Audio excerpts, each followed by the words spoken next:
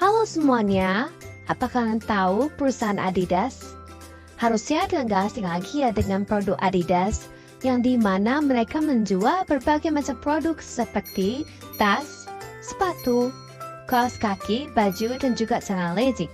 Nah, di video kali ini kita membahas perusahaan Adidas yang beroperasi ke negara Singapura. Tantangan dari segi produk Adidas di negara Singapura yaitu ketatnya persaingan dengan merek-merek lain seperti Nike dan juga merek Puma. Bahkan di Singapura juga terdapat barang-barang tiruan yang harganya jauh lebih murah.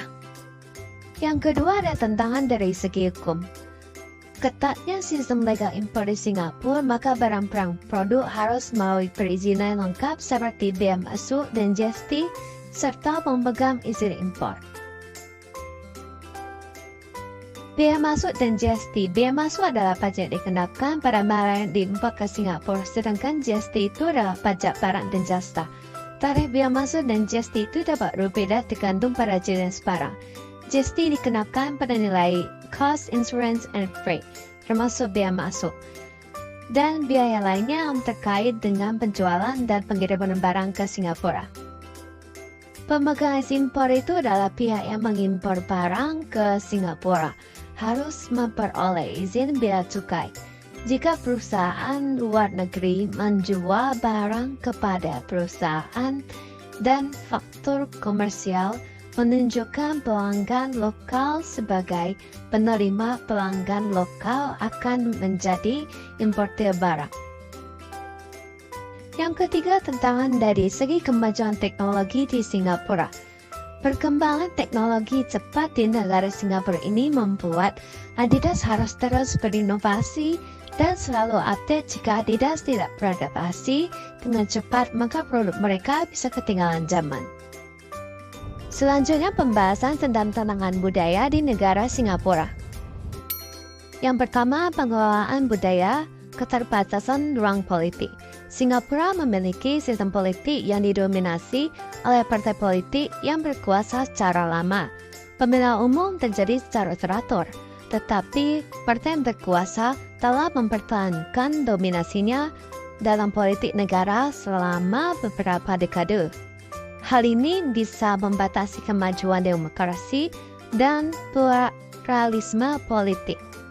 Selanjutnya, keterbatasan kebebasan pers. Meskipun Singapura ini memiliki media yang sangat berkembang dengan sangat baik, ada pembatasan tertentu dalam hal kebebasan pers. Undang-undang difamasi dan peraturan terkait bisa memberikan tekanan pada kebebasan jurnalistik dan juga melahirkan kekhawatiran tentang otonomi media. Selanjutnya, mengenai biaya hidup yang sangat tinggi. Singapura ini memiliki biaya hidup yang sangat tinggi. Harga properti, transportasi, makanan, dan layanan umum lainnya cenderung lebih tinggi dibandingkan dengan banyak negara lain di dunia. Hal ini bisa menjadi tantangan bagi penduduk dengan pendapatan rendah atau pengunjung yang memiliki anggaran terbatas. Keterbatasan kebebasan berbicara. Singapura dikenal memiliki pembatasan pada kebebasan berbicara dan kebebasan media. Undang-undang dan peraturan yang ketat terkait dengan isu-isu seperti kebebasan berpendapat, kebebasan pers, dan hak-hak sipil tertentu dapat membatasi ruang bagi kebebasan berekspresi. 2. Ragam organisasi. Persaingan ketat. Adidas akan menghadapi persaingan ketat dari merek sepatu olahraga yang sudah lebih lama di Singapura, seperti Nike, Puma, Under Armour. Barang-barang ini telah memiliki pelanggan yang setia dan kuat. Selanjutnya, biaya operasi yang tinggi. Singapura adalah negara dengan biaya hidup yang tinggi, termasuk biaya sewa, tenaga kerja, dan konsumsi sehari-hari. Hal ini dapat meningkatkan biaya operasi Adidas untuk membuat mereka sulit untuk bersaing dengan merek lokal yang memiliki biaya yang lebih rendah. Budaya dan preferensi konsumen yang berbeda. Singapura adalah negara multikultural dengan beragam budaya dan preferensi konsumen. Adidas perlu memahami budaya dan preferensi mereka untuk dapat mengembangkan produk dan strategi pemasaran yang sesuai.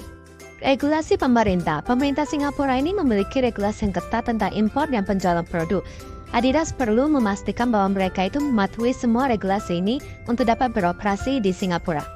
Kurangnya infrastruktur. Singapura adalah negara kecil dengan infrastruktur yang terbatas. Hal ini dapat membuat Adidas ini sulit untuk menjangkau semua konsumen di Singapura. Yang ketiga, komunikasi dan negosiasi lintas budaya.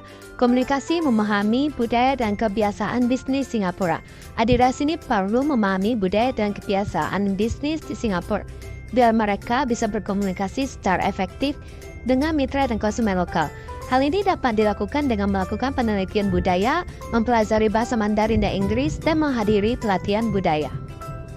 Adidas perlu menggunakan bahasa yang tepat ketika berkomunikasi dengan mitra dan konsumen lokal. Di Singapura, bahasa Inggris ini adalah bahasa resmi, tetapi bahasa Mandarin juga banyak digunakan. Adidas perlu menerjemahkan semua materi pemasaran dan komunikasi mereka ke dalam bahasa Inggris serta Mandarin. Adidas juga perlu membangun hubungan dengan mitra dan konsumen lokal agar dapat berkomunikasi secara efektif. Hal ini dapat dilakukan dengan menghadiri acara bisnis, menjadi anggota organisasi bisnis, dan terlibat dalam kegiatan komunitas. Nah, penjelasan selanjutnya adalah 4 aspek manajemen strategi yang ada pada perusahaan Adidas. Yang pertama dari sisi marketing, strategi pemasaran di Singapura seperti branding yang konsisten, verifikasi produk, penekanan pada teknologi dan inovasi, serta kombinasi saluran penjualan offline dan juga online. Mereka juga fokus untuk menciptakan citra khas melalui penentuan posisi berbasis pengguna dan manfaat, mempertahankan produk berkualitas dari merek terpercaya. Pada tahun 2024, Adidas ini memiliki strategi pemasaran komprehensif yang mencakup promosi merek, kampanye iklan, dan juga inisiatif pemasaran digital. Selanjutnya, melalui sisi sumber daya manusia. Perusahaan Adidas dikenal sebagai salah satu merek olahraga terkemuka di dunia. Keberhasilan perusahaan ini tidak terlepas dari manajemen strategi yang kuat, termasuk dalam pengelolaan sumber daya manusia.